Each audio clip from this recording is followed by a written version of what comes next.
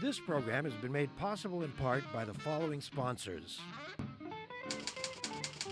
The Vancouver Courier newspaper.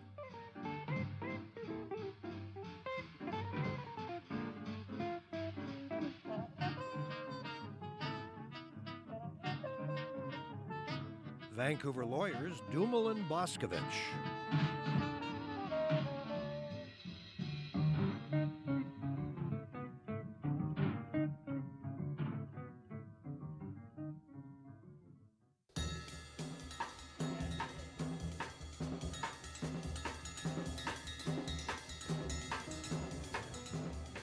It seems regardless of the weather, the temperature, the season, BC Teachers Federation and whoever happens to be the sitting or standing government, there's some discord going on. Can this be good for children?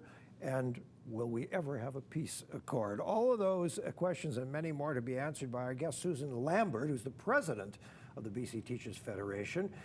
Susan began her career up in Prince Rupert as a teacher and teacher librarian, and she has worked in Burnaby, and she's worked for the Burnaby teachers, and she has taken her both teaching and negotiating union skills to countries in Africa as well. And we're delighted she got back from Africa and she's sitting here with us now, having been appointed last year as the president. Susan, thanks so much for being with us.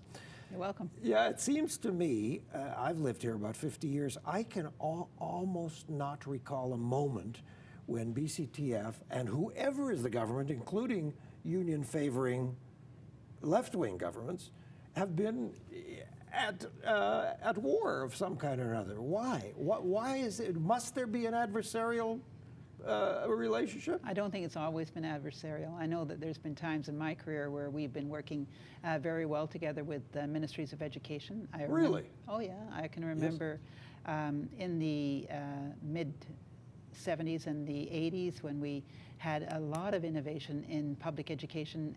We had some wonderful ideas around multi-grade classrooms, around open area classrooms. Right. I remember all that. Yeah. We brought in new curriculum changes, and that was all a very exciting time. As governments, successive governments have tried to shrink the cost of public education, there has been an increasing tension, I think, because teachers are seeing the effects of that decreasing funding in classrooms.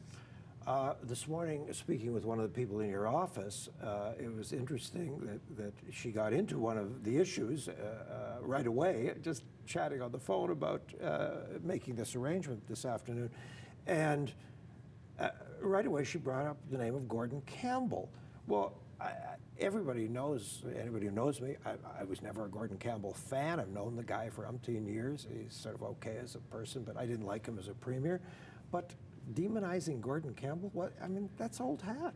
Don't we have to move on? Well, we do. Yeah. What we have right now is we have the Minister of Education who was in power in 2002, yes, who brought in legislation that stripped teacher collective agreements of class. No. Oh. The Minister of Education was Christy Clark at the yes, time. yes, of course, sorry. Yeah, so yes, yeah. At that time, she brought in the legislation that stripped teacher collective agreements of all our language around class size and composition and prohibited us from bargaining those working conditions in the future. That legislation has been found to be an illegal violation of our constitutional rights.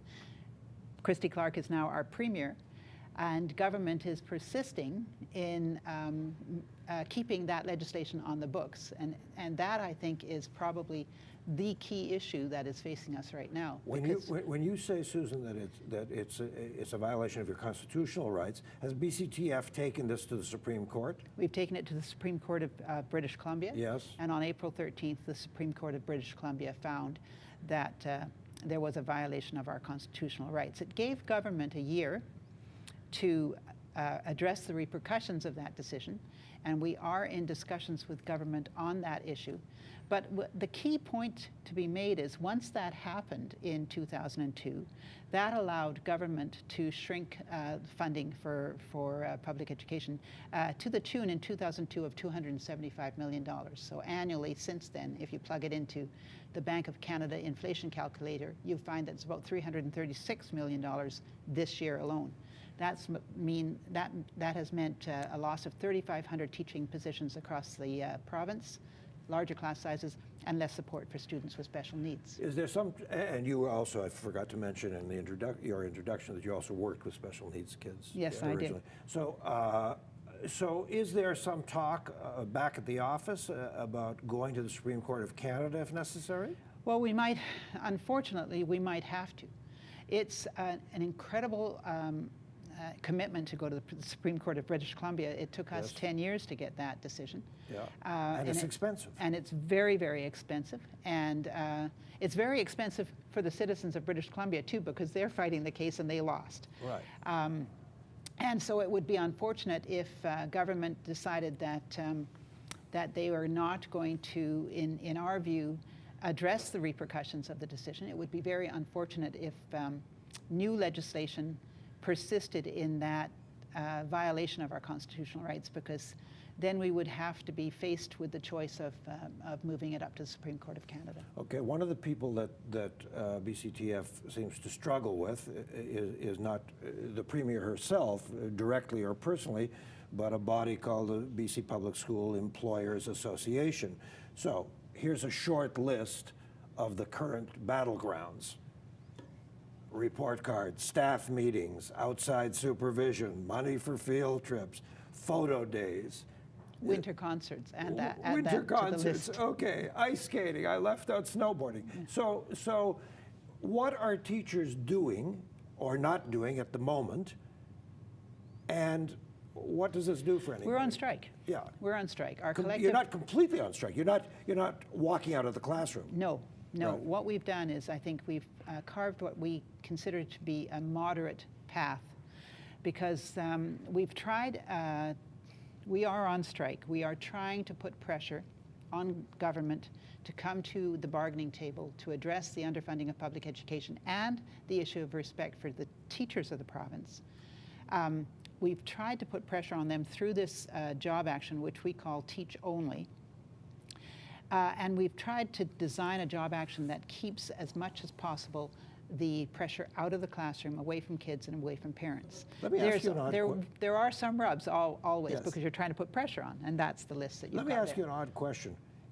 Are there any teachers who are doing more than teaching? Are there any teachers who are doing some of these things and saying, look, you folks at the union office may declare this, but I'm not letting my kids down and I'm doing blah, blah? I think that, we had a 90% strike vote. And no teachers are letting their kids down. In fact, the vast majority of teachers who are not doing those things are spending that time with kids in their classrooms, having more time and space for one-on-one instruction or preparation or assessment of student learning. So no one is letting any children down. That's what we did in terms of designing this job action.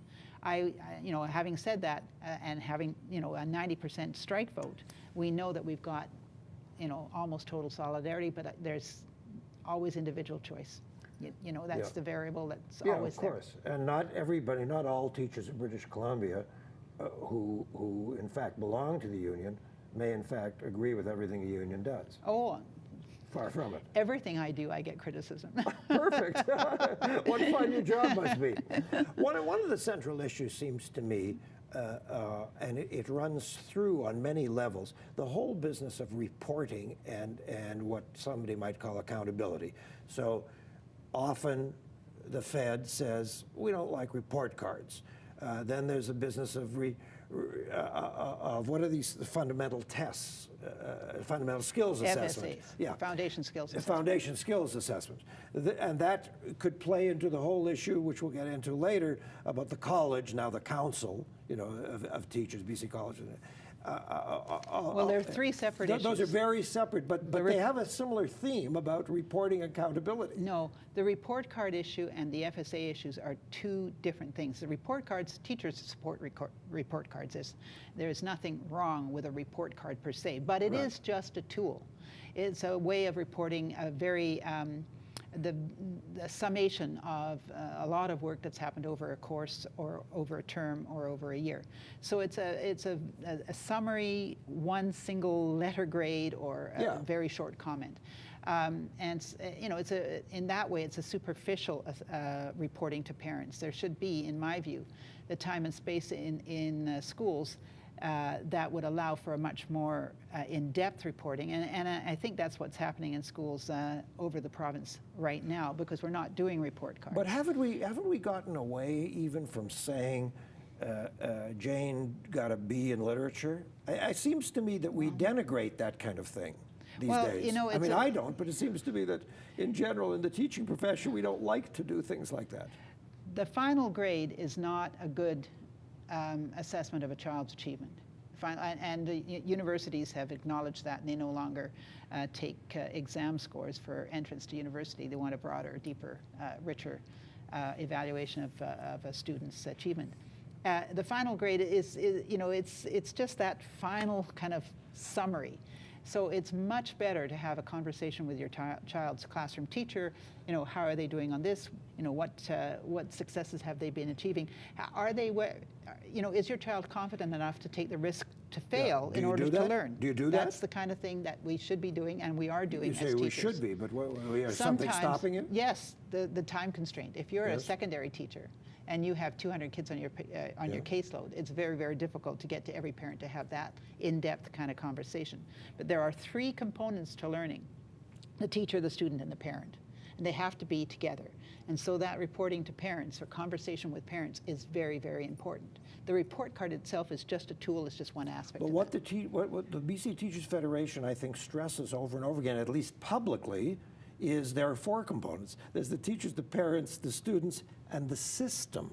Or the. No, I'm talking about learning. That's teacher, parent, and student. I know, but the federation. But the system has to be conducive. The conditions within the system have to help, have to encourage, have to support teachers in their endeavors in the classroom. Have to support and in general, the federation feels the system isn't conducive enough. No, there has been too much underfunding over the last, especially decade, and it goes back beyond the decade, but especially over the last decade.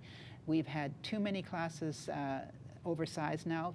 We've, as I said, lost 3,500 teachers at like double or triples the student decline. We've lost a lot of what we call specialist teachers who don't enroll classrooms. I'm a teacher librarian. Right. 27% of the teacher librarians in the province have gone.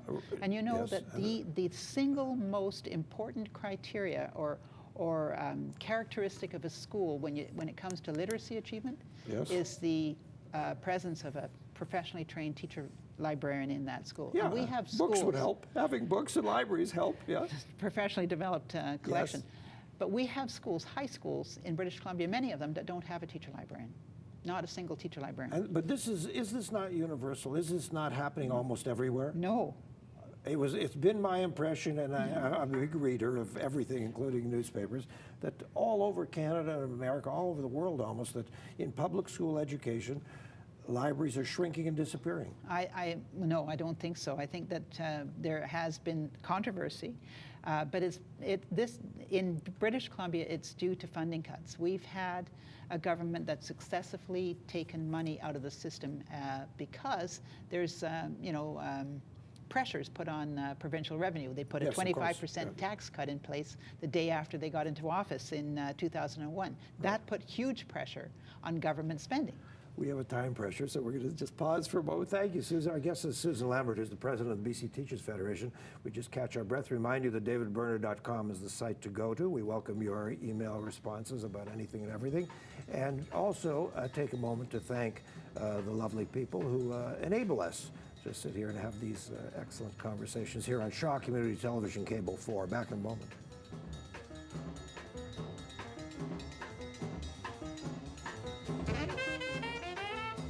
KCM Wealth Management.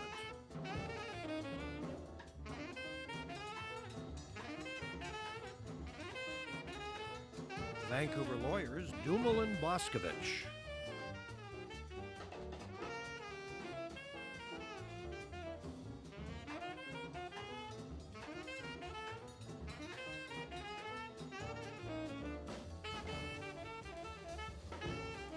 The Vancouver Courier newspaper.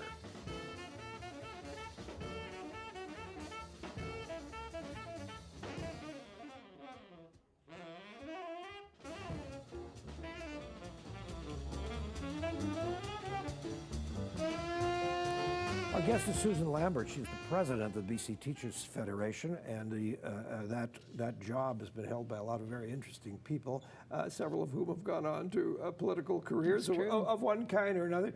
Oddly enough, a former president has gone turncoat on you, Kit Krieger. And he wrote a huge piece of the paper the other day, an op-ed, which I have here somewhere in these notes, really criticizing the Federation, which surprised me. BC College of Teachers, I think that's what it was about. That's what he was going on about. It seems to me that even with the reworking that George Abbott has done, it seems to me that still teachers have the largest power in the college. And my concern, and I think it's not just me, I think many people are concerned that this is sort of like the police investigating the police. Well, the new council has a majority of teachers. Yes. You have to understand that all colleges of all professions have mostly about a three-quarter composition of the practitioners within that profession. What we've been reduced to is an 8-7 majority on the council itself. But the new legislation also then constructs disciplinary panels. The disciplinary panels are of 3, 1 teacher and 2 appointees. So there's not a majority in that disciplinary action. So there wouldn't be that, you wouldn't be able to level that charge to those the government. processes. The government released a report from a Victoria lawyer saying that the BC College can't serve the public interest well because there's conflicts of interest, and that there was union interference consistently in the college. And you and the Federation have said, you folks should disavow yourselves of that finding, of those findings, because it isn't the case. Well, what we were being accused of is putting undue influence on individual discipline cases. And that is not the case. That is not factual, that's not truthful, there was never, ever any interference in individual discipline cases. There is a rightful role for the practitioners of a profession to influence the policies of a college. That's why all the other colleges have about three-quarter practitioners. It's within our own self-interest to maintain high standards and to maintain public confidence in the profession. Of course. That's what we expect our college to do. But this is like all coins, two-sided. The other side of the coin, of course, is that it's also, to maintain those high standards, it's in your interest to be rigorous and muscular about not allowing inclement behavior. Absolutely. Right? We would be the first to say that. We would, to have any kind of teacher in a classroom abusing kids is something abhorrent to teachers. And whenever we run into that, you are completely disheartened as a teacher. You want to maintain those high standards. That's why you get into teaching. It's because you love and want to nurture kids. And so when anyone doesn't do that, the profession, all of us feel absolutely assaulted ourselves, and we want to maintain that kind of high standard of practice. The allegations in the report and in Mr. Krieger's columns that there was any undue influence on discipline cases, or that the actions of the Federation protected people who would hurt children, are false. They are not true. Susan, I fear that many people, who watch, public policy and so on, are concerned. Just give you quick analogies. BC Law Society, for example, a similar kind of organization, College of Physicians and Surgeons. BC Law Society, they had a president who was a drunk and behaving idiotically in public, and he wasn't censured and so on. College of Physicians and Surgeons could be charged, could be accused by people, casual observers, of making it extremely difficult for some doctors moving here from other countries to qualify as doctors and so on. So I think there's a sort of a general sense of dis-ease, of not being comfortable with too many people of the profession, of any profession, being in that overseeing council, and that overseeing body. I think, though, that the role of a college, a professional college, yes, is to maintain the profession's esteem in the public. And to do that, you have to hold, as you said, very rigorous standards, and you have to hold your members to account for those standards. So that's the purpose of a college. So you have standards, and you expect members to maintain those standards of practice. It is not within the self-interest of any profession to have a college acting nefariously or lackadaisically, or not attending to that public interest. It is within the self-interest of those of any profession to maintain that public esteem, and that's the same for us. Beyond that, for us, we're responsible for the children of the province. I'm not talking. That's a higher standard. Yes, I'm not talking so much about the individual, Mr. Krieger, but why would a former president of BCTF turn this way? Well, you'd have to ask Mr. Krieger that. He's a disaffected individual. He has his views. Okay, fair enough. Fair enough. On a somewhat similar note, the whole issue of politicizing the classroom, the issue of not wearing political buttons and giving political messages and so on in the classroom. What's the latest? Has the Teachers Federation been told by government or by the court to stop doing this? There was an arbitration. Yes. Oh gosh, I'm not completely up to date. But There was fairly recent. A very recent arbitration that, and I can't recall the precise incident that it was addressing, but it did. It was an alarming decision from our point of view because it Arbitrator bans political messages from teachers while in schools. Yes, but I can't recall the incident that gave rise to the arbitration. But it did suggest that you could not even discuss any kind of current event in classrooms, and of course you have to. That doesn't make any sense. It makes no sense. Yeah. Because obviously that's what critical thinking is all about. That's what even challenging authority is all about. That, and you want children to have the confidence to think for themselves, to understand different points of view. But wearing a button that says Christy Clark hates children wouldn't be appropriate. That would not be appropriate. Of that nature. That would not be appropriate. But when you're on strike, yes, then it becomes a much more difficult discussion, right? Because children see the effects of the strike in a school. For example, if they don't get a report card, and so sometimes you have to discuss that with a child when they ask you about it. So that's you have to be very responsible with that discussion. But have you had some instances of teachers getting carried away and being extremely political in front of their students? I don't think so, but maybe something came up that caused an something arbitrator came up to that, say that knock it caused off. the employer to say, to take it to the LRB. Yes, absolutely. Okay. I just want to raise for a minute and then go back. We just have a few minutes left. This kind of silly thing that happened, I think it was around Eric Hamber, one of the schools that one of my kids attended 1,000 years ago. Yeah. Professional Development Day turned into silliness, kind of fun and games. Nobody objects to teachers having fun, but mostly they should have it on their own time. I think most of us feel, isn't Professional Development Day a day where you're supposed to go and study how to be a better teacher? Well, I said at the time, that wasn't professional development. Oh, I did, and you didn't give your stamp of approval to whatever they were doing. No, I didn't. And then I went and talked to the staff. Yes. And I had checked with the staff first to make sure that the report was true.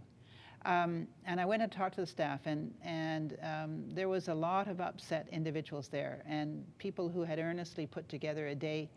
They said that they have 95 teachers in that school. Right. And over the last 3 years, there's been a huge turnover, and so most of the teachers were new, and they wanted to design a day where, without pressure, in a social setting, in a retreat setting, they could interact with and they had designed it so that everyone interacted using a game with everyone else. So that you went from group to group to group, so you were introduced to every other member of the staff.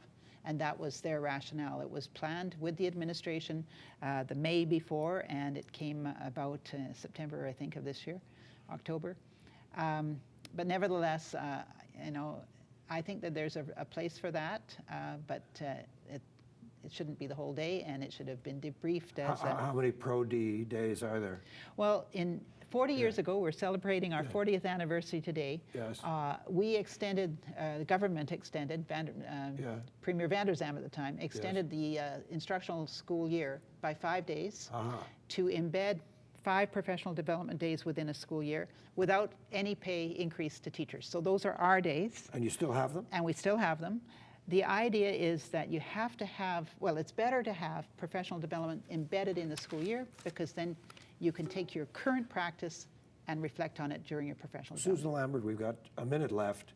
If the government suddenly gave you a pot of gold, what's that about? Is that about better teacher salaries? Is it about earthquaking schools? Is it about more toys? And George Abbott says he wants iPads and these kinds of It's fun. about class composition. It's about providing the supports necessary for every child so every child can succeed, no matter their ability, no matter their socioeconomic background, no matter their gender orientation. What does that mean? Including food, including it means lunch? Small enough, yes. Yeah. It means, oh yes, it means all of those supports that mean that Yeah. the conditions are necessary. No child comes to school cold, hungry, or worried. Yes. And you have instructional programs in place and services in place, small enough classes, so every child gets the individual attention they need to succeed. Susan Lambert, many thanks. Thank you. I will be, when BCTF and the government finally get married, I'll be the first person to dance on the floor. Okay, thank you. Thank you. All right, folks, that's it for us. Next week, you'll meet a wonderful, fascinating guy. Dr. Bruce Wood lives up island, and he's part of the, is it Victoria or Vancouver Island Vanuatu Physicians Project. He and other doctors go to this place in the Pacific Islands and do wonderful, extraordinary medical work with people who are really from other centuries. It'll be quite fascinating. We'll have lots of pictures for you. Thank you so much for being with us. We thank our sponsors once again, and thank you for joining us here on Shaw Community Television, Cable 4. Good night.